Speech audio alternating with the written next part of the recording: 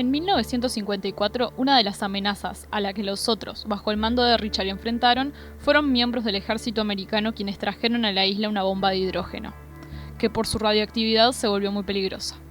Pero sin duda lo más extraño a lo que Richard se enfrentó fue la llegada de personas que venían del futuro en 2004.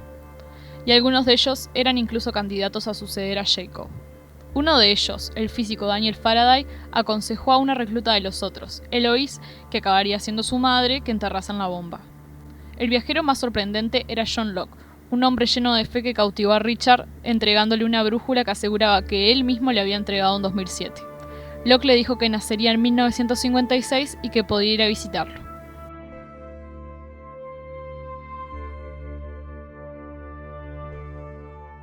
En 1956, Richard sale de la isla para asistir al nacimiento de John.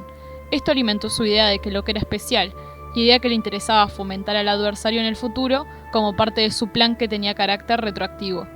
De hecho, fue un plan ideado en 2004, cuando él mismo conoció a John y lo consideró su escape ideal.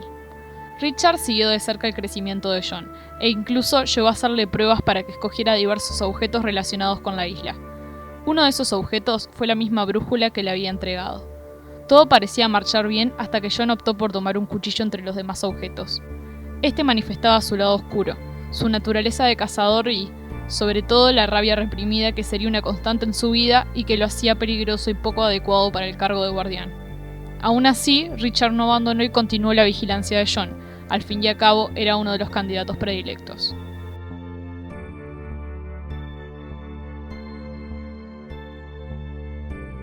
En 1962, un científico llamado Enzo Valenzetti recibió un encargo de las Naciones Unidas para desarrollar una ecuación que permitiera averiguar cuánto le quedaba a la raza humana para su extinción. El resultado fue la ecuación Valenzetti, que predecía con exactitud el fin de la humanidad. Unos números aparecían siempre como constantes en la ecuación: 4, 8, 15, 16, 23 y 42. Esos números eran también los números asignados a algunos de los candidatos de Jacob, quienes más adelante se revelarían como cruciales para impedir que el adversario triunfase y la humanidad pereciera. Así, en el fondo, las constantes de la ecuación Valenzetti, los números, no eran más que personas, factores humanos en la ecuación que acabarían salvando al mundo. También en los años 60, el magnate y filántropo Albert Hanso, descendiente de Magnus Hanso, el capitán del BlackRock, se empezó a interesar en encontrar el ya mencionado foco de energía, y ayudado por el matrimonio de científicos Gerald y Karen de Groot, se dedicó a buscar ese lugar para utilizarlo para experimentación en beneficio de la humanidad.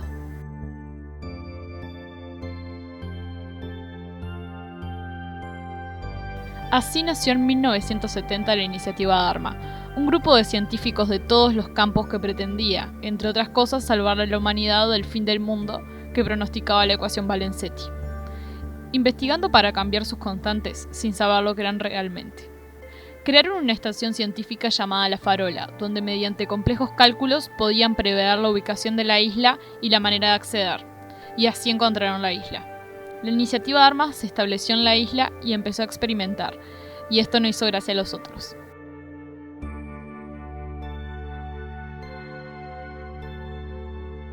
En 1973 llegaba a la isla un personaje crucial, Benjamin Linus. En aquel entonces era un niño que había perdido a su madre y venía acompañado de su padre alcohólico.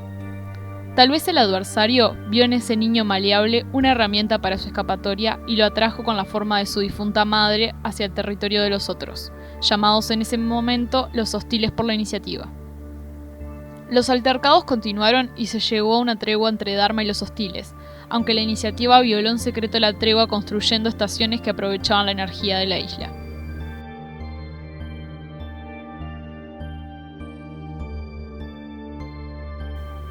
En 1974 apareció otro grupo crucial en la isla. Venían de 2004 y algunos de ellos eran los que ya habían aparecido en 1954. Fue Richard quien tuvo un encuentro con uno de ellos, James Ford, que se hacía llamar LaFleur en la iniciativa y no pertenecía a Dharma. El viajero Faraday consiguió ir al mundo exterior como investigador en las instalaciones centrales de Dharma en Ann Arbor, y se dedicaría a estudiar todo sobre constantes y variables, unido esto a sus conocimientos de viajero en el tiempo.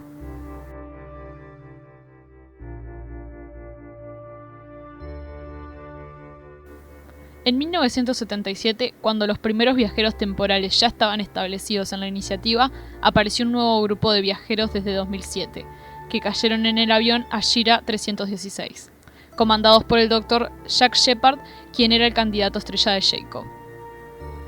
Estos viajeros trajeron muchos problemas, no solo para Sawyer, Jean, Juliet y Miles, que estaban instalados y tuvieron que crear historias para instalarlos, sino que no contaron con que uno de ellos, Said, por el odio que tenía hacia lo que Benjamin Linus llegaría a ser, disparó contra el niño. Esto fue el principio de un grave conflicto que acabaría culminando en el denominado incidente. Ben fue llevado por Sawyer y Kate, otra viajera del segundo grupo, a los otros para que Richard los salvase, pero en aquel tiempo el liderazgo de Richard declinaba, quizás porque prefería quedarse un poco al margen de los conflictos con Dharma.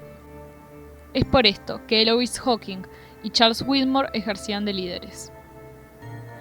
Richard actuó por cuenta propia y llevó a Ben al templo, un lugar cuyas aguas sanadoras conectaban con la energía de la isla, y le salvó la vida, aunque el joven perdió sus recuerdos de la agresión y acabaría formando parte del grupo de los otros por su nuevo vínculo con la isla, una circunstancia que acabaría siendo decisiva en el futuro.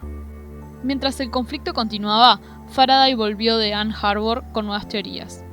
Aunque siempre había sido un firme defensor de la teoría del tiempo consistente, que declaraba que lo que pasó, pasó, ahora deliberaba si se podía cambiar la historia. Que los seres humanos eran variables en una ecuación. Creía que si cambiaban los hechos en 1977, las circunstancias que en 2004 los acabaron llevando a la isla, que les hicieron viajar en el tiempo y que provocaron la muerte de su amada Charlotte, podría evitarse y cambiar el futuro.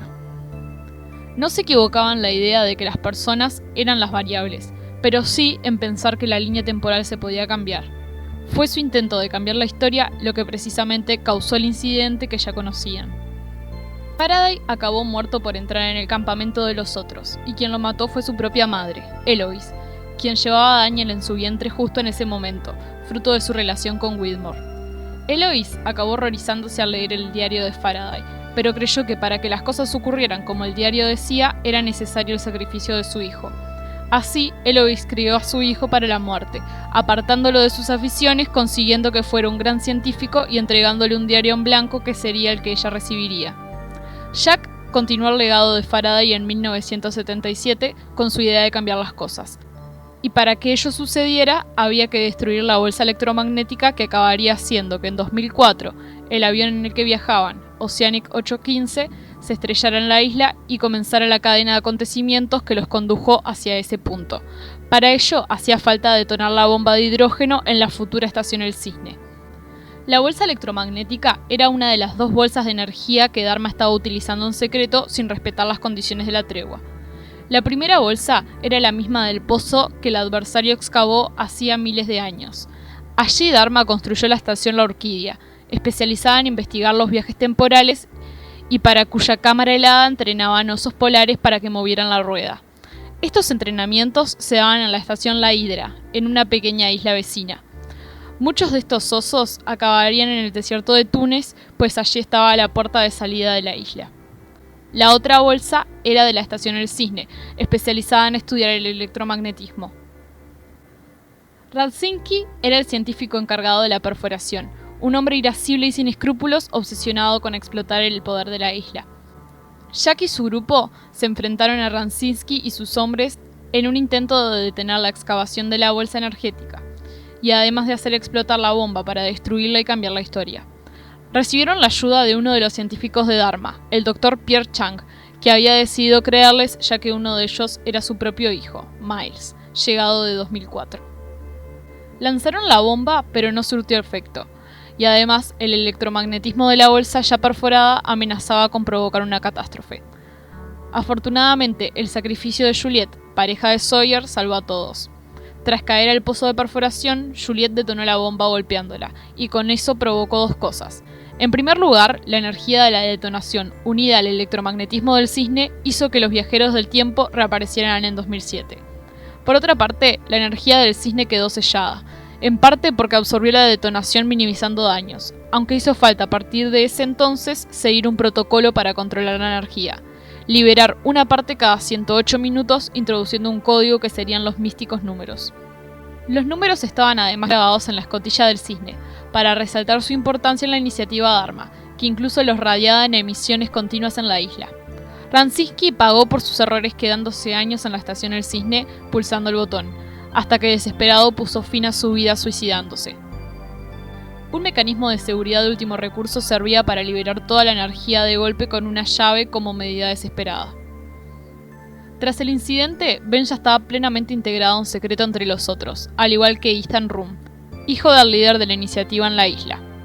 Dharma se había aislado a partir del incidente y muchas personas abandonaron la isla, entre ellos los aún niños Miles y Charlotte. Como consecuencia de la radiación de la bomba, hubo problemas con las embarazadas en la isla. Dejaron de nacer niños sanos y las madres morían al dar a luz. Al mismo tiempo, lógicamente las relaciones entre Dharma y los otros empeoraron, sobre todo si tenemos en cuenta que el liderazgo de los otros pasó a ser ejercido por Charles, un hombre mucho más hostil que Richard. La iniciativa Dharma había logrado tener al humo negro alejado con vallas sónicas, uno de sus escasos puntos débiles.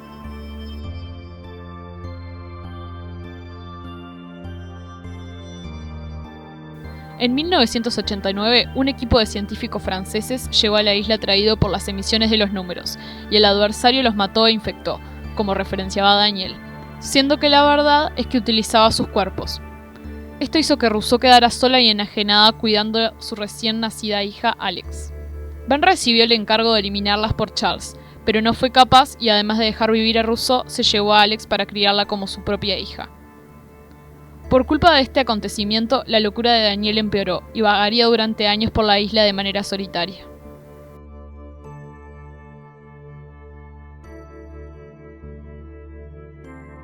Finalmente llegó el momento en el que Charles no toleró más la presencia de Dharma en la isla que consideraba suya, y en 1992 decidió hacer una matanza de todos los miembros que no se hubieran unido a ellos.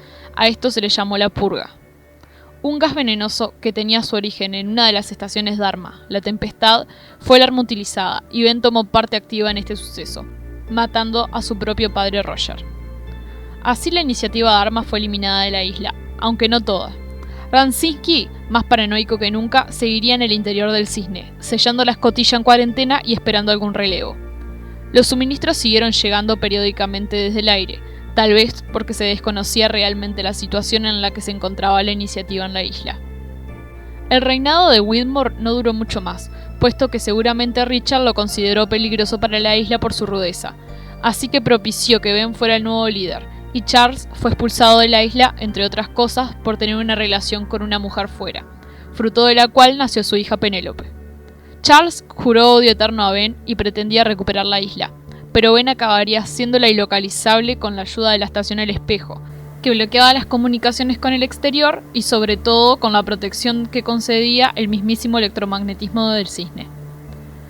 Ben asumió el liderazgo de los otros, que ahora vivían en las instalaciones Dharma y tenían contactos más habituales con el exterior, haciendo uso de tecnología, sobre todo a partir de la estación La Llama, el centro de comunicaciones. Como líder, Ben se volvió cada vez más celoso con la tarea de proteger la isla, pues era lo único que tenía aparte de su hija adoptiva. Esto hizo que se obsesionara con satisfacer las peticiones de Jacob, a quien veía como la figura paterna que nunca pudo tener, a pesar de que nunca había tenido contacto con él. Al final, incluso debería anteponer la isla a su propia hija Alex.